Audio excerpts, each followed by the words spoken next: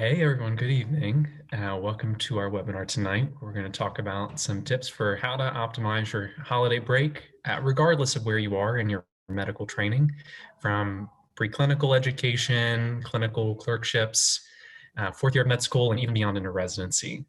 And so thank you so much for joining us. My name is Mike Stevens. I am a PGY2 dermatology resident. I have been with MST, it's hard to believe now, for close to 2.5 years. I am so thrilled to be joined tonight by my co-host, who I'll let her introduce herself. Yeah, so thank you, Mike. So my name is Sana. I am another one of the tutors at MST.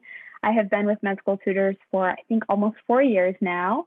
I'm a PGY2 in radiology. I'm at Brigham and Women's Hospital in Boston, and I'm excited to have the opportunity to talk to you all today about some of our tips and our advice for how to best use your time during the holiday break coming up.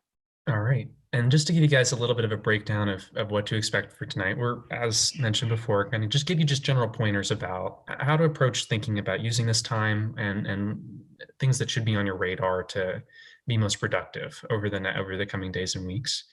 But at the same time, also considering that this is a break and you guys are working really hard, balancing a lot of commitments, both curricular and extracurricular and clinical and otherwise. And so it's important that you take this time as well to recharge, refocus, and be ready to dive right back in after the break is over. Yeah, absolutely. So just diving right in, I think the big things that we really recommend for preclinical students who are thinking about step one or starting to consider what step one studying might look like, the biggest things that we really recommend that you do is review the past material.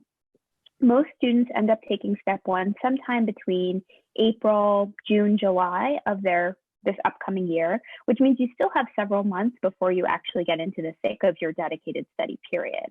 And so for that very reason, some of the materials that you looked at as early as August, September, some of those early topics, it's really important to refresh those things and go back into the old bank of things that you may not have seen for a couple of months now and probably will not see again until your dedicated study period. So preparing for that. I also think this is a really good time to think about your timeline and start to make a plan about what you're going to be doing. Not to say you need to map out every day, every week even, but just generally think about what you want to cover by when, just so you're not surprised when you get to dedicated and see, I actually have a lot more content that I didn't have a chance to look at, and I don't know if I have enough time to do it during my dedicated study period. So for example, working in that pathology, working in biochem, all of these topics that you may not have the chance to see, starting to implement when you might need to add those back into your schedule. And as far as, hardcore studying, I would say be very light. Again, most people, depending on when your exam is, of course, but most people, April to June, July. So don't need to be spending 8 hours a day studying by any means. If you really want to, you could do maybe a block of UWorld a day, flip through first aid for some of the older topics, go through some of your flashcards. I would really say the big thing is to spend this time planning for what you're going to be doing coming up rather than properly studying as you would as if you were in class, studying for your tests. So really just taking that time to think about what's coming down the pike and planning accordingly. Anything additional that you would add to that, Mike? I think that's perfect. Everything you said as it pertains to mainly using this time to plan more than anything else is the best way forward. And then I think just to the one point thrown on there about, at least in terms of thinking about how to approach these things, you don't have to feel compelled. As you move into thinking about board exams and preparing for board exams, as you're moving through your preclinical classes, a lot of it will be geared towards board exams. Some of it will be a little bit more minutia, nitty-gritty basic science that may not come up on your board exam. So focus on things that are board exam oriented, and don't necessarily worry about having to go back and look at a lecture from neuroscience 4 or 5 months ago. But otherwise, yeah. So, and then just to give you guys a little bit of an idea of some of the resources that are out there in case you're kind of dipping your feet in the water and kind of figuring out what exactly is available. some things to consider. UWorld is going to be kind of front and center in any study plan that we recommend and what we talk about when we're working with students. It's often supplemented with first aid on the side, and then other resources that are typically built in, or other question banks, RX, Kaplan, flashcards like Anki are really, this is a great opportunity to really dive into that kind of thing and start preparing that, because it's long-term spaced repetition kind of stuff. And so that's kind of if you're going to be if you intend to be utilizing a resource like Anki, then being deliberate about starting to compile that ahead of time so that you're able to dive into your dedicated study period, already having a good foundation of flashcards that you can build in spaced repetition for is to your advantage. All right. Sana, what do you think about third year? What do you, if you were a clerkship student on a holiday break? Definitely. So as most clinical rotations wrap up, you'll wrap up one rotation before Christmas and then move on to the next one after. But what I will say is this is really a time to start thinking about A, your upcoming clerkships, and B, step 2. So very honestly, it ends up being very similar to what I would recommend for my step 1 students. Is as far as studying, I think really thinking about when step 2 is going to be, planning when you're going to be taking it, and realizing that the vast majority of step 2, as we talk about in a lot of our webinars, is mostly internal medicine. So certainly if you have had internal medicine, maybe June, July, at the very beginning of third year, or if you have it coming up and haven't had the chance to really go through that content, making sure you spend time going through some of those topics, spend some time on UWorld. But again, I really want to emphasize, and something that I would say in general to keep in mind is none of this needs to be onerous, right? Don't spend all day doing these things because it's certainly not necessary. But if it will help you feel better about continuing to stay productive, a block a day I think is more than reasonable to sort of keep yourself on track and keep yourself in that mentality of moving to the next thing. And then, of course, so some students will be taking step 1 after third year. Most students will be taking step 2 after third year. So really figuring out what resources you're going to use for A, your clerkships, and B, also for studying for step 2, because I talk about this a lot with my students, but step 2 studying is very different than step 1 studying for a couple of reasons. Each sort of subject that you're going to be studying for, you're going to be using a different resource. And you'll be using a different resource for your clerkships than you may be using for your actual step 2 studying. So figuring out what type of learning works for you, whether that be textbooks like Master's Boards, Step Up to Medicine, etc., whether that be videos like Online MedEd, Boards and Beyond, etc., questions like AMBOSS, whatever it is. UWorld is essential, but figuring out sort of what type of learning you're going to be using for your board exams and your clerkships, I think will be really valuable use of that time. And just to highlight again the point that you had brought up before about planning. Again, all about utilizing this time to be very deliberate about what you want to do over the course of your holiday break going forward. And if you're taking step 1, for example, after clerkships, then again, the same kind of things apply about how you want to utilize the time between now and your dedicated study period, over your dedicated study period, when you're going to be taking the exam, planning all of these things out. And then just to highlight a few other supplemental resources that kind of build on the one from the previous slide, you're going to find that a lot of the clerkships have good specific resources that lend themselves well. So for example, your surgery clerkship, one that we often recommend to our students is Pestana's lecture notes or surgery notes, kind of a great summary, high yield points of different very commonly tested facts on the surgery shelf and on the surgery content for step 2 CK. And then other resources that are kind of up and coming or becoming more and more established, like Online MedEd and AMBOSS. Sketchy, of course, is kind of a new and good foundation for a lot of visual learners.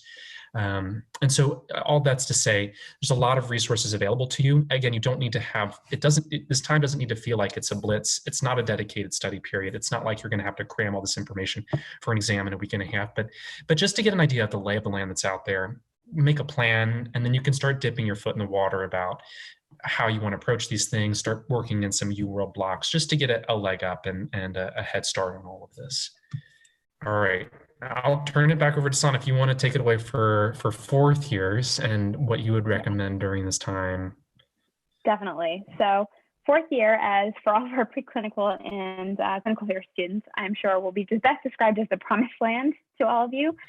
So I would say really take advantage of your break, relax, try and do minimal as far as working goes.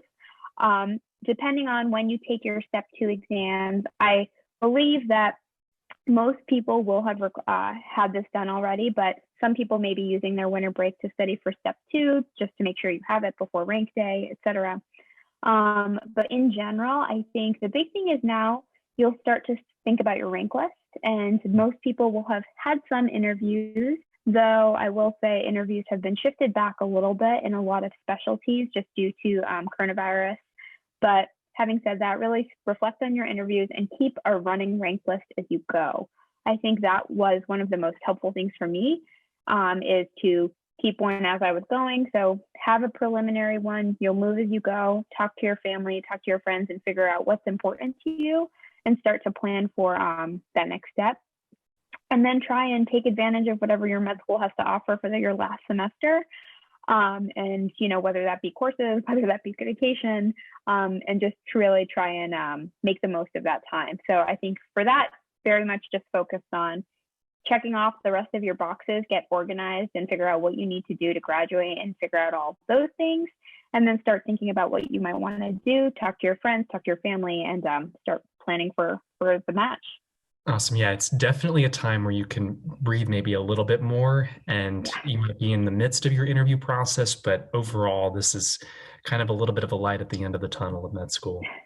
And so then even pivoting to even beyond med school and once you're in residency, at the end of the day, you may not have, it depends on the schedule that you have and your program, how much time you'll be able to have off for the holidays and when exactly that would be, whether it's Thanksgiving or New Year's or Christmas but the point is that at the end of the day, you were working really hard and your hours may be pretty busy.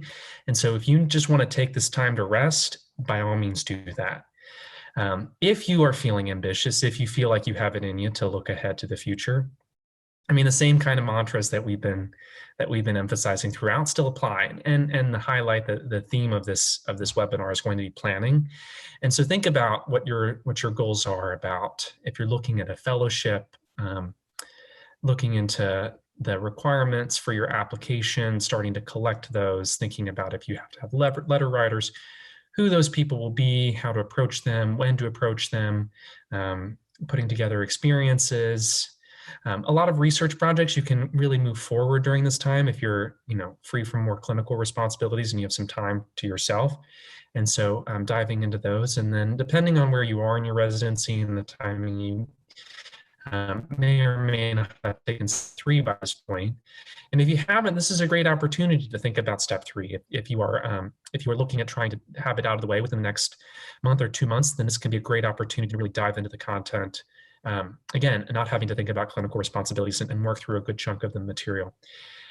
So again, it's all relative to where you are in the process, what your goals are, what you've accomplished, and what you still have yet to do. And at the end of the day, the most important thing is plan and try to be proactive about staying on top of this stuff. Sana, what would you recommend to people to not burn out and at least be able to use this time for avoiding Absolutely. So as I sort of alluded to before, I think it's very, very important to also take a break, right? So this whole time, to however many weeks to weeks you have off, it can be a great opportunity to start to get ahead, start to plan, start to make steps into when you have all this time off, to spend a lot more time doing a lot of the things on your checklist that get sort of build up after so many months of being busy.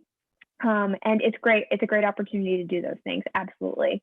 I will say what I really recommend, though, is taking at least half the day just to not. Half the day just to chill, spend time with your family, watch some Netflix, and really rest, because I think that, medical school is exhausting, residency is exhausting, and it's really important to recharge yourself so you're ready to hit the ground running when you start again.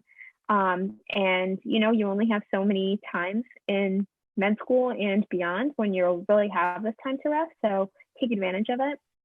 And again, so what I typically tell my students, what I do myself, I'll set a couple of hours a day and say, okay, this is my work time from like 8 to noon, I'm going to do work. And then the rest of the day, I'm not going to do anything. I'm going to do whatever I want. And so really set limits for yourself, because I think it helps you, be more productive during that time. Because if you have an infinite amount of time, you'll fill that space. And then you can just have a chance to really recharge throughout this whole process. Yeah. I mean, I think that the most important thing is prioritize recharging, and then if you have the bandwidth, then dive into what you can. All right. Well, that's kind of a wrap. Just to give you guys a little bit more about how we can support you and kind of thinking about this. These are common questions that we often get from students about, this is a time when they have a little bit more flexibility in the schedule, and with that flexibility and freedom, it can lead to a lot of questions about like, what do I do with this time? And that's, I think, where we can really step in and help guide you guys and have a better sense of how to be most productive. And so that's basically our goal as tutors, both during this time and throughout your whole entire process from start to finish of med school and beyond, to help you get a sense of how to approach each of these exams, how to be most productive and prepared for them. And so without any further ado, we'll open it up to the Q&A. So the first question is, I'm going to take step 1 in April. I'm currently studying first aid and question banks. What should I do to keep going and convince myself that it's going to be enough? So this is a great question. And I think that step 1 is especially anxiety inducing for many of our students. So I think the big thing is to keep doing what you're doing. So first aid and question banks, depending on what you're using, will be more than enough during this time. So a lot of people, so I would say some of my students like to use UWorld from the very beginning of the year and use it throughout the year. Some of my students like to save UWorld and do it a little bit later in the process so they can do 2 passes and have them fresh for those questions. And so I think that in general, what I would recommend is do maybe a block of questions a day, review those in detail, and go through the sort of process of making sure you're checking your answers and really reading the explanations, and then review the old topics. So what we were saying before about go through some of the earlier, I know most schools tend to start with like cards, pulmonology, renal, and this may not be the case for your school, but whatever your school does first and sort of you've been a little bit removed from, spend that time sort of reviewing old topics. I don't think you need to go into the nitty gritty of something new right now, because that will feel a little bit overwhelming. And I think the big thing I would emphasize is go back and just sort of review some of the older stuff is what I recommend. Any additional thoughts on that, Michael, for someone taking STEP in April? No, I mean, I think that's perfect. I feel that the point that you had brought up, a little bit tangential, but saving the question banks and trying to dive into them during your dedicated is, I think, one that comes up often. And yeah. I just think to run out ahead and address that. My opinion on this is often that I don't feel strongly about saving questions. I think that the more you do them, the more comfortable you'll be with them. And the limiting factor in all of this is really your time more than anything. Yeah. The questions will always be there and are always available. And so, it might not be as clean where you have your unused questions go from 3,200 down to 0. There might be like a smattering of questions you've done over time, but you're learning that content and reviewing it and re-reviewing it many times is optimal. So I would say if you're trying to develop that plan over this time and you're wondering, when should I be building in the question banks, I'd say keep doing what you're doing if you're currently working through them, and maintain a pace as fast as you can. Really, that applies to all of the board exams, step 1, step 2, and step 3. The UWorld, you don't have to feel like you need to table the UWorld to your dedicated study period. Yeah, I totally agree. So we have another one talking about, I believe what this question is asking about is more prioritizing studying for these exams, like different subjects, and figuring out what topics to prioritize when you're studying. And this is a great question because it is very challenging, and I think something that all students, myself included, struggle with. And what I will say is the great thing about the USMLE exams is that they tell you what to prioritize. They literally give you a percentage breakdown of how much cardiology is going to be tested, how much pulmonology is going to be tested, et cetera. And beyond that, I will say using these practice tests is a great way to sort of focus on your weaknesses, using both UWorld and your practice tests. So UWorld, obviously, as I'm sure many of you know, gives you a great breakdown of, you know, what your strengths are and weaknesses are by percentage. And I think that that can be a great starting point for spending more time on those topics. So if I'm really weak in OBGYN, spending more time just going through some of the blueprints, et cetera, textbooks, if it's step 2 or whatever test you're studying for, using that appropriate resource. But I really use the testing resources, the question banks, and the questions that I use to sort of be honest with myself about how am I actually performing, and then going back and adjusting accordingly. I think that's the best way to do it. I love that. I agree 100%. I think that what I often tell students is just to triage what you don't feel comfortable with. And the UWorld is great. Yeah. If you don't, on some level, if you have the introspection, you just know, like, I'm bad at OB, then triage that and try to focus on, you know, looking into resources that will help you learn what you feel like you're having deficits in. If you're having difficulty figuring out where even to begin, and you feel like you're a little overwhelmed with everything, then you can use the UWorld percentages and get an idea of, like, well, I'm consistently scoring 100% in psych. So, you know, I feel comfortable with psych. I can probably move that down on my queue of topics that I'm going to be studying. Yeah. So really a combination of those two things, but triage, basically always look for things, as long as my philosophy is, if you're learning something new that is reasonably high yield that you didn't know before, you know, that's 100% efficiency. You can't really expect anything more of yourself than that. And if you're doing that all day, every day, as you're studying with the time that you're studying, not all day, every day, but all the time with the time that you're studying, then you're doing the maximum extent of what you could do. Definitely. All right. Well, thanks, guys. We appreciate you tuning in tonight. I hope this was helpful. I hope you all have a very great holiday season and a great evening. Yeah. Good luck. Thank you.